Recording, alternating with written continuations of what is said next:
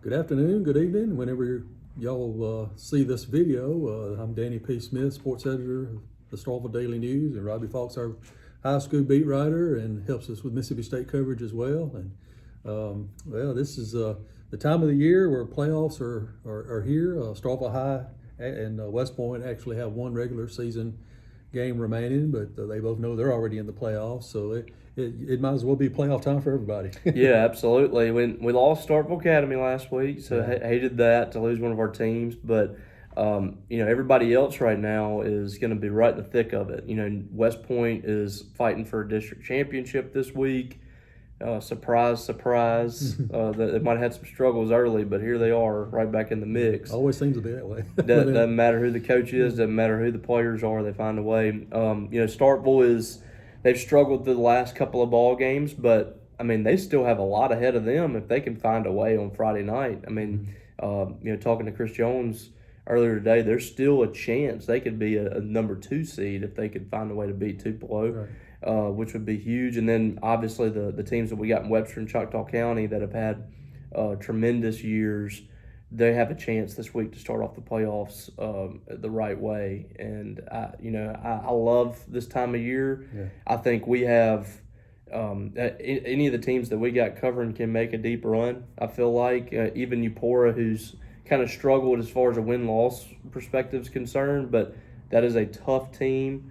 That's a team that's going to play hard, and you never know what could happen with them. So it's going to be exciting. Yeah. And this week we have Thursday and Friday football again this week with Starkville, Tupelo, and West Point, and New Hope, old Golden Triangle thing there. But it's Choctaw County's at home, East Webster's at home. Eupora has to go on the road to a tough Hamilton team, but Eupora's played well at times, and they're capable of going over there and pulling off a win. They are. This is a team that you could look at their schedule right now and say they could be 8-2. Mm-hmm. The two teams that really handled them were in higher classifications in 3A and East Webster and Choctaw County, and they had more players, they had better players, and that they won those ball games because they were the better team.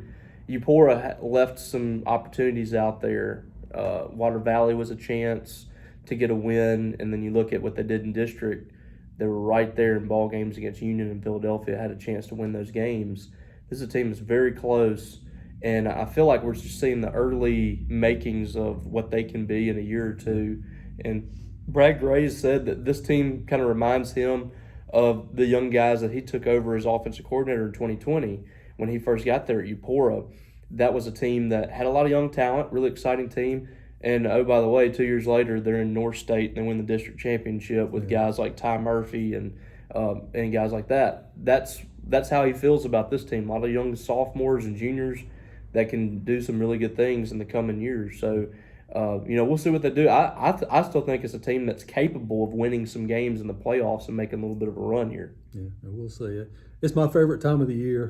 Football season in general is always a good time, but the playoffs is just so much on the line, and it's fun to see what these teams are able to do and what runs are made. But we'll touch on Mississippi State briefly.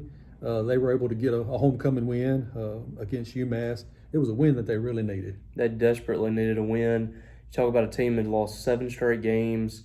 I hadn't even looked to see the last time they lost 7 straight games. It's been a while, but they did avoid Tekken 10 type season like they had in, I remember that one well. in the 80s. They're not going to have that type of season, but they got over the hump. They got a big win. And that game could have easily unraveled on them. I thought when they went down early in that game, 10-0, that kind of tests your will a little bit. You've had 7 straight losses.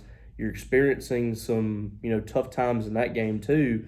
And they fought out of it. They found a way to gain the momentum back, and they really never looked back.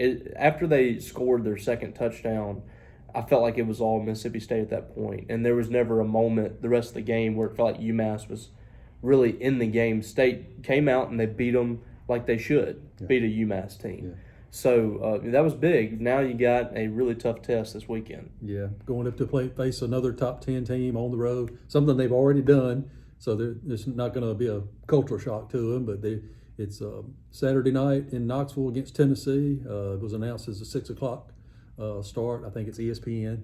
Mm-hmm. So tune into that and follow Mississippi State and check us out on Friday and Saturday in the Starkville Daily News, and we'll keep you updated on all the playoff action for high schools. Really looking forward to it. Until next week, we'll sign off. All right.